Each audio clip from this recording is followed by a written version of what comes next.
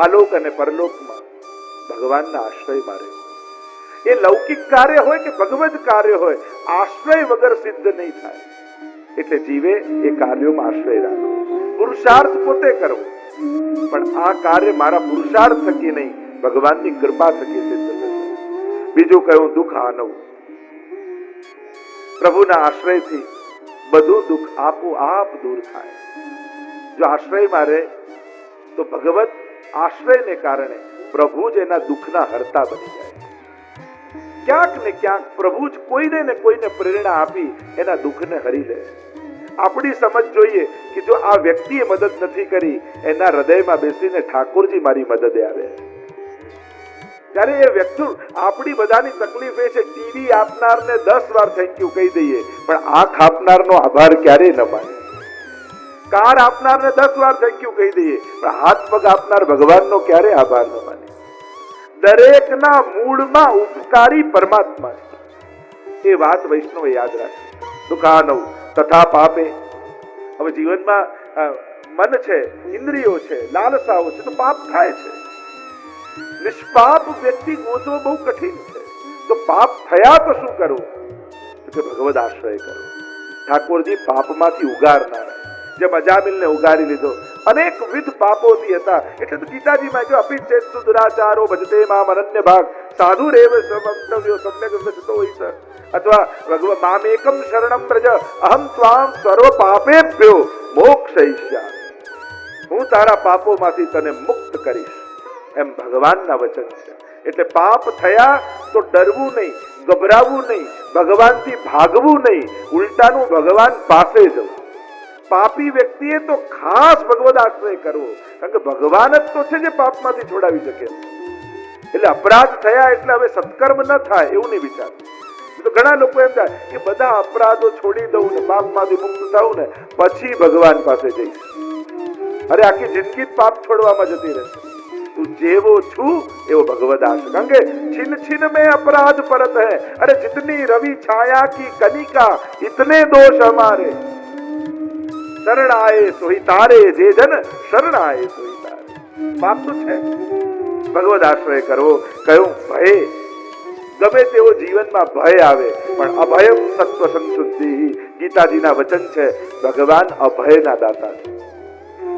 ભય અનેક પ્રકારના શાસ્ત્રોએ કહ્યા છે, કેટલા પ્રકારના ભય માણસને હોય, પણ જ્યારે પણ જીવનમાં કોઈ પણ પ્રકારનો ભય આવે તો ભગવાનનો આશ્રય કરવો, એ નિર્ભય બનાવી. કામાદ્ય પૂર્ણે. કામનાઓની પૂર્તિ થાય.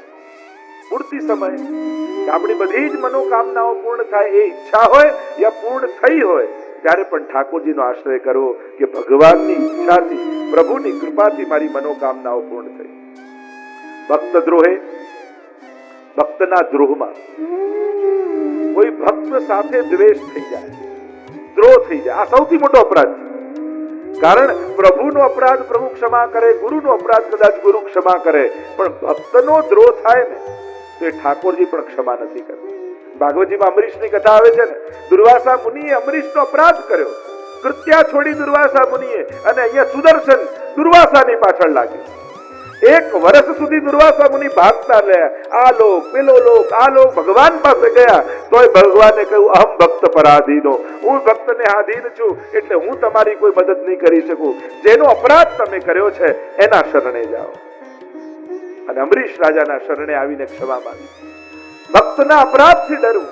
રામાનંદ પંડિતના પ્રસંગમાં આપણે જોઈએ, જ્યારે ભક્ત વૈષ્ણવનો અપરાધ થયો અને મહાપ્રભુજીએ ત્યાગ કરે, આ તો આપણને શિક્ષા આપવા માટે, સમજ આપવા માટે.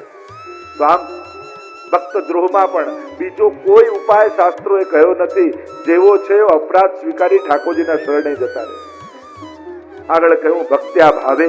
ભક્તિના અભાવમાં ઘણીવાર સેવા કરીએ, પાઠ કરીએ, સત્સંગ કરીએ, બધું કરીએ, પણ એમ થાય કે હજી જેવો ભાવ થવો જોઈએ એવો થતો નથી.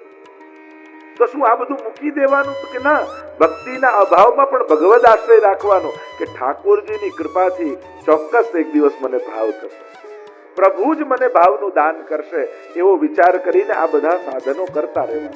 ભક્તિના અભાવમાં પણ કરતા રહેવા. ભક્ત દ્રોહે ભક્ત્યા ભાવે ભક્તેચ્છા અતિક્રમે કૃતે. ભક્તૈ ચ અતિક્રમે કૃતે. કે જ્યારે કોઈ ભક્ત આપણાથી નારાજ થઈ જાય, એ આપણા પર ક્રોધ કરે કે આપણો તિરસ્કાર કરે, કોઈ ભગવતી કે કોઈ ગુરુજન જ્યારે આપણા પર તિરસ્કાર કરે કે ક્રોધ કરે, તો એમાંય એમનો સ્વભાવ ખરાબ છે એવું નહીં વિચારું. જો એમણે ક્રોધ કરીને મારા દોષોને ધોઈ નાખ્યા, મારા અપરાધો ધોઈ નાખ્યા, ઠાકોરજીનો આશ્રય કરવો કે હે પ્રભુ, ગુરુ અને પ્રભુની સદાય મારા ઉપર પ્રીતિ રહે એવા મને આશીર્વાદ આપો. પ્રભુ આગળ એવી યાચના કરવી કે સદાય ભગવતી વૈષ્ણવોની અને ગુરુજનની મારા પર કૃપા બની રહે એવી કૃપા કરજો, એમ ઠાકોરજી પાસે યાચના કરવી. ભગવદ આશ્રય રાખવો. અશક્ય એવા સુશક્ય એવા જે તમે કામ કરી શકતા હો યા જે કામ તમારા સામર્થ્યની બહારનું હોય એવા કાર્યો સામે હોય તોય ભગવદ આશ્રય કરો કે ઠાકોરજીની કૃપાથી આ બધું પાર થશે. અશક્ય એવા સુશક્ય એવા જ્યારે પણ જીવનમાં કોઈ પણ કાર્ય ઉપાડો યા જીવનમાં કોઈ મનોરથ કરો ત્યારે પોતાના સામર્થ્યને જોઈને મનોરથ ન કરતા, ઠાકોરજીનું સામર્થ્ય જોઈને મનોરથ કરો. કારણ કે આપણું સામર્થ્ય તો બહુ સીમિત છે. આપણા માટે જે અશક્ય વસ્તુઓ છે ને એને શક્ય કરતા ઠાકોરજીને એક ક્ષણ પણ લાગતી નથી. એટલે જ્યારે પણ મનોરથ કરો, કોઈ એમ કે આવી કથા હું ક્યાં કરાવી શકું, આવો મનોરથ મારાથી કેમ થાય, આવું નહીં વિચારો. તમારા સામર્થ્યમાં નથી, પણ જો પ્રભુના મનમાં આવી ગયું ને તો તમને સામર્થ્ય વાળા બનાવતા ઠાકોરજીને ક્ષણની વાર નહીં લાગે. એટલે મનોરથ પોતાના સામર્થ્યને જોઈને નહીં, પ્રભુના સામર્થ્યને જોઈને કરવું કે પ્રભુ સર્વ સમર્થ હોય. હું જેના આશ્રયમાં છું ને એ ઠાકોરજી સર્વ સમર્થ છે, એટલે મનોરથ પૂરો કર. અશક્ય એવા સુશક્ય એવા આગળ કહ્યું સર્વથા શરણમ હરિ. અહંકાર કૃતે મનમાં મદ જાગ્યો હોય, અહંકાર કૃતે ચૈવ પોષ્ય પોષણ રક્ષણે 14 પ્રકારના આશ્રય 14 જગ્યા આશ્રયની વાત કરી છે. અહંકાર મનમાં આવ્યો હોય ત્યારે પણ આશ્રય ન છોડો, કારણ કે ઠાકોરજી અહંકારમાંથી મુક્ત કરનારા છે. પ્રભુ કૃપા કરે તો જીવનો અહંકાર તોડાવે. પોષ્ય પોષણ રક્ષણે આપણા ડિપેન્ડન્ટ જે લોકો હોય, આપણા આશ્રયમાં આપણા બાળકો, પત્ની, પતિ આદિ જે પણ આશ્રિત હોય એ બધા જ્યારે એમ કહેતા હોય કે અમે તો અમારું કરીએ, તમે કોણ અમારું કરનારા, અને કદાચ એવી ભાવના એમની અંદર આવે ત્યારે પણ ભગવદ આશ્રય રાખો કે હું કોઈનું પોષણ કરનારો નથી, ઠાકોરજી જ બધાનું ચલાવનારા. એ તો ઘણા એમ કે અમે નહીં રહીએ તો ખબર પડશે ઘર કેમ ચાલે છે. એ કહેનારાઓ બધા જ જતા રહે છે, બધાના ઘર ચાલતા રહે. અને ઘણી વાર તો એના ગયા પછી વધારે સારું ચાલતું હોય, કારણ કે એ જ લડતો હોય. એટલે કોઈ પ્રકારનો મત ચાલવો નહીં. દરેક પોતાના ભાગ્યનું ખાતા હોય, દરેક પોતાનું નસીબ લઈને આવતા હોય. આ તો આપણને ભ્રમણા થઈ જાય કે આપણે કારણે બધાનું, મારે કારણે ઘર, મારે કારણે સંસ્થા, મારે કારણે સમાજ, મારે કારણે આ બધું. આ બધી આપણી ધારણાઓ છે. કોઈના જવાથી કાંઈ રોકાયું નથી. ભગવાનને જે ચલાવવું છે એને કોઈ અટકાવી શકતું નથી, અને ભગવાનને જેને અટકાવવું છે એને ગમે તેટલા ધક્કા ભેગા મળીને બધા મારે ને તો એક ઇંચે આગળ જવાનું નથી. અને એટલા માટે શરણ રાખો. અતિક્રમણે એમ કહ્યું કે જેને સ્વજનો સ્વાર્થવશ થઈ અને જેનું આપણે પોષણ કરતા હોઈએ, આપણા આશ્રિત હોય, એ પણ આપણા વિરુદ્ધનું વર્તન કરવા લાગે. ઘણી વાર એમ થાય કે જો મેં આને મદદ કરી તોય પેલા એ આમ કર્યું, હવે તો કોઈની મદદ જ નહીં કરવાની. આમ કરીને આપણે સત્કર્મોથી ભાગી જઈએ. આપણું અજ્ઞાન છે. તમે એની જોડે સારું કર્યું, પણ દરેકના ભાગ્યમાં પુણ્યો લખાયેલા નથી હોતા. તમારા નસીબમાં પુણ્ય અને સત્કર્મ કરવાનું લખાયેલું હતું એટલે તમે એની જોડે કરી શક્યા, પણ સામેવાળો બિચારો એના નસીબમાં પુણ્યો નહોતા એટલે એ તમારી જોડે સારું ન કરી શકે. એટલે એ દયાને પાત્ર છે, ક્રોધને પાત્ર નથી. એના નસીબમાં સારું નહોતું, અને એટલા માટે કોઈ આપણી જોડે સારું ન કરી શકે એનો અર્થ એ ન થાય કે આપણે એની જોડે સારું ન કરવું. આપણે આપણા સ્વભાવમાં રહેવું, આપણે આપણા પ્રકૃતિમાં રહેવું. આગળ કહ્યું અંતે વાસી અતિક્રમે. જેમ ગુરુ માટે કહ્યું કે એના શિષ્ય જ્યારે એનો અનાદર કરવા લાગે તો ગુરુએ પણ ભગવદ આશ્રય લેવો કે ઠાકોરજી એને સદબુદ્ધિ આપે. એને બિચારાને ઘેર સમજ્યા, એનું અજ્ઞાન છે જેથી એ વ્યવહાર ઉત્તમ નથી જાણતો, એની પર દયા રાખવી. અને આગળ 14મો આશ્રય બતાવતા કહ્યું, અલૌકિકે મનસિદ્ધૌ, મનને તથા ઇન્દ્રિયોને અલૌકિક માટે, એની અલૌકિકતાની સિદ્ધિ માટે પણ ભગવાનનો આશ્રય કરો.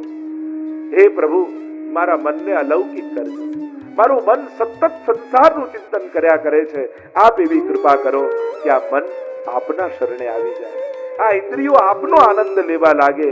એમ આશ્રયનું સ્વરૂપ અહીંયા મહાપ્રભુજીએ બતાવ્યું છે કે આટલા પ્રકારના આશ્રય સિદ્ધ કરવા 14મા શ્લોકમાં મહાપ્રભુજી આગળ સમજાવતા આજ્ઞા કરે, ઠાકોરજીને છોડી અને બીજા કોઈ મારું કઈ કાર્ય કરી દેશે એવો ભાવ અન્યાશ્રય ભાવ કર્યો. કારણ કે મહાપ્રભુજી કે કેટલી જગ્યાએ તમે ફાફા મારશો, અને ઘણી જગ્યાએ સોમવારે આ કરવાનું, મંગળવારે આ મંદિર, બુધવારે આ જગ્યાએ, ગુરુવારે આ જગ્યાએ, શુક્રવારે આમ વારે વારે ભગવાન બદલશો તો વારો નીકળી જશે. કોણે એમ કહ્યું કે દરેક વારે જુદા ભગવાનને બદલા? આદર તો બધાનો છે.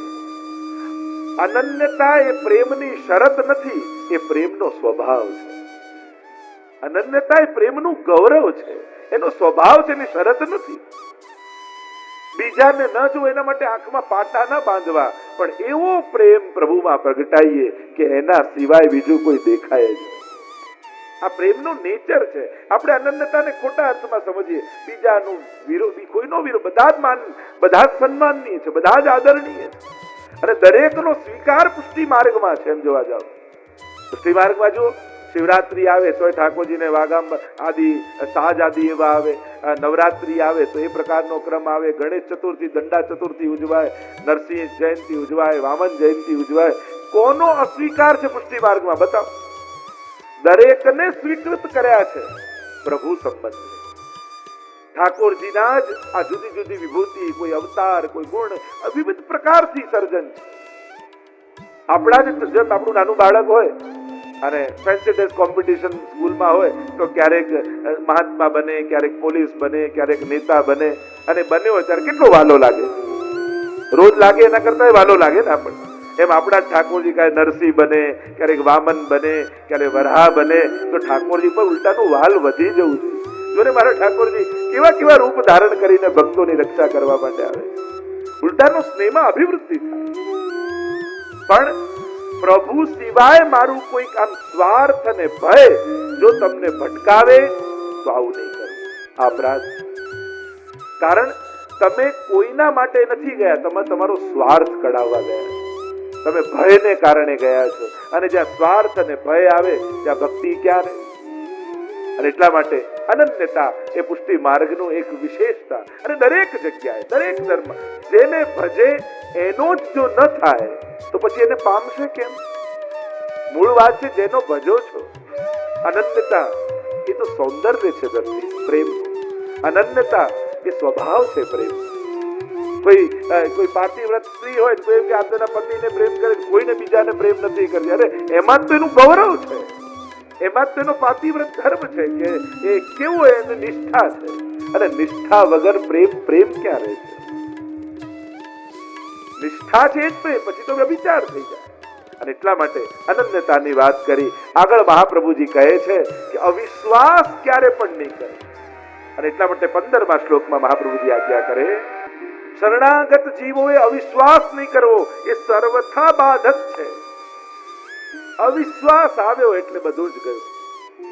બ્રહ્માસ્ત્ર ચાતકૌ ભાવ્યો પ્રાપ્તમ સેવેત નિર્મમ. જેમ બ્રહ્માસ્ત્રનું ઉદાહરણ આપ્યું કે અશ્વત્થામાએ છોડ્યું છતાંય શંકા થઈ, એ જ્યાં ત્યાં રામાયણની પણ કથામાં કહ્યું કે નાગ પાસ છોડ્યું ને પાછું દોરાથી બંધાયેલા લક્ષ્મણજીને જોયા તો પાછી એને શંકા થઈ કે આ તો આટલા પાતળા દોરડાથી કેમ બંધાય, એટલે લાવ મોટું દોરડું લાવ. પાછું બાંધવા ગયા તો નાગ પાસે છૂટી ગયું. અવિશ્વાસ કરે. જેમ ચાતકને ભરોસો હોય એવો ભરોસો રાખો. ચાતકને કેમ સ્વાતિ બિંદુ પર ભરોસો છે. અને જ્યારે પૂછ્યું એ ચાતકને થયું કે અમે તો અનન્યતા પાળી પણ અમારા દીકરાઓ પાળશે કે નહીં, એટલે એને પોતાના પુત્રને બોલાવીને કહ્યું કે આપણા કુળની એવી પરંપરા છે કે સ્વાતિ બિંદુ જ પીવું, અન્ય જળ નહીં પીવું. ત્યારે પુત્રએ કહ્યું કે મને તો આજે ખબર પડી કે બીજું કોઈ જલ પણ દુનિયામાં હોય. હું તો સ્વાતિ બિંદુને જ જલ માનું છું, બીજા જલે નથી ગણતો. આ અનન્યતા. એમ આગળ 16મા શ્લોકમાં મહાપ્રભુજી એને 17માં આજ્ઞા કરી કે આશ્રયનું સ્વરૂપનું નિરૂપણ જે કર્યું છે, અને કલિયુગમાં બધા વર્ણ અને આશ્રમ વાળા જે નિરંતર માટે આ જ આશ્રય એ કલ્યાણકારી છે, એમ મહાપ્રભુજી કહેતા ઇતિ મે મતિહિ એમ કહી અને વિવેક ધૈર્યાશ્રય નામના ગ્રંથને આપણે સમાપ્ત કરીએ. ઇતિ શ્રીમદ વલ્લભાચાર્ય વિરચિતમ વિવેક ધૈર્યાશ્રય સંપૂર્ણમ યમુના બાલ મુક્તાશ્ચ પુષ્ટિ સિદ્ધાંત રત્નમમ વિવેક કૃષ્ણ. એટલે પછીનો ગ્રંથ આવે કૃષ્ણાશ્રય, જેનો લગભગ બધા પાઠ કરતા હો છો વૈષ્ણવો. યમનાષ્ટક અને કૃષ્ણાશ્રય લગભગ બધા વૈષ્ણવ કરતા હોય છે પાઠ, અને નહીં કરતા હોય તો હવેથી શરૂ કરી દેશે. અંગ વામચરણ છે, 11 શ્લોકમાં ચર્ચા છે. રચના કહેવાય છે કે 1570 વિક્રમ સંવત મહાપ્રભુજી અડેલમાં, અને બુલામિશ્ર માટે એ ગ્રંથ રચાયો. કારણ કે ઘણી બધી પ્રયાસ કર્યા, બુલામિશ્રની વાર્તા આપ લોકોએ વાંચી હશે. ખૂબ પ્રયાસ કર્યા પણ વિદ્યા આવી નહીં. સરસ્વતીજીને વિનંતી કરી, સરસ્વતીએ કહ્યું કે આ જન્મ તો નહીં, 7 જન્મ સુધી તારે કોઈ વિદ્યાનો યોગ નથી. મહાપ્રભુજીના શરણે ગયા અને મહાપ્રભુજીએ કૃપા કરી, કૃષ્ણાશ્રય ભણાવ્યો, સર્વ વિદ્યાઓને પ્રાપ્ત થયા. સરસ્વતીને કહ્યું કે જો આપ તો કહેતા હતા કે વિદ્યા નહીં આવે ને આ વિદ્યા આવી ગઈ, તો કહ્યું કે હું તો હજી કહું છું કે સરસ્વતી યોગ નથી. તો કે આ વિદ્યા ક્યાંથી આવી? તો કે જ્યારે વાકપતિના શરણે ગયો હોય પછી વિદ્યામાં ક્યાં બાકી રહે? શ્રી વલ્લભની કૃપા તારા ઉપર થઈ છે. અને આમ સર્વ શાસ્ત્રોના જ્ઞાતા છે આ કૃષ્ણાશ્રયના માધ્યમથી. કૃષ્ણનો આશ્રય, જો ગ્રંથને સંક્ષિપ્તમાં સમજાવું, ઘણા બધા ભાવ એના બતાવ્યા છે. તો પહેલા 6 શ્લોક એ ધર્મના 6 સાધનો, દેશ કાળ દ્રવ્ય કરતા કર્મ અને મંત્ર, આ જે 6 સાધનો છે એની વાત કરી કે હવે આ 6 સાધનો ફળ આપવામાં નિષ્ફળ થઈ ચૂક્યા છે, હવે એમની ઉત્તમતા ગુમાવી ચૂક્યા છે. પહેલા 6 શ્લોકમાં એ વાત કરી. પછીના 4 શ્લોકમાં ધર્મ અર્થ કામ અને મોક્ષની વાત કરી, અને 11મા શ્લોકમાં એનો પાઠ કરવાથી ફલશ્રુતિ બતાવી. કૃષ્ણાશ્રયો ભવેત સત્યાશ્રયો ભવેત કૃષ્ણ ઇતિ શ્રી વલ્લભો બ્રવીત.